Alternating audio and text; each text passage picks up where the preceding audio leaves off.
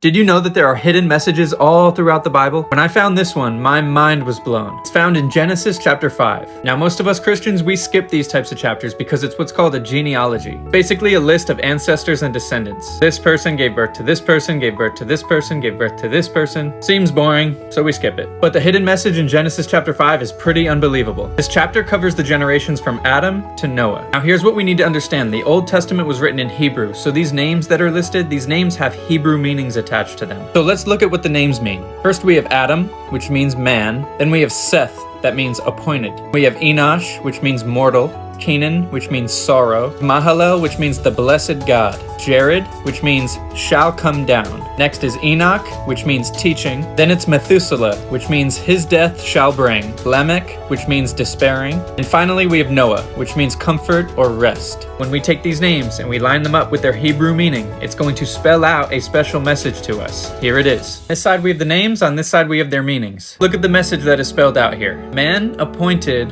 mortal sorrow. The blessed God shall come down teaching. His death shall bring despairing, comfort, and rest. Put it all together. Man is appointed mortal sorrow, but the blessed God shall come down teaching. His death shall bring the despairing comfort and rest. Now, does that message sound familiar to you? This is the gospel message. Man is appointed mortal sorrow, born into sin, separated from God with no way back to him. But the blessed God shall come down teaching.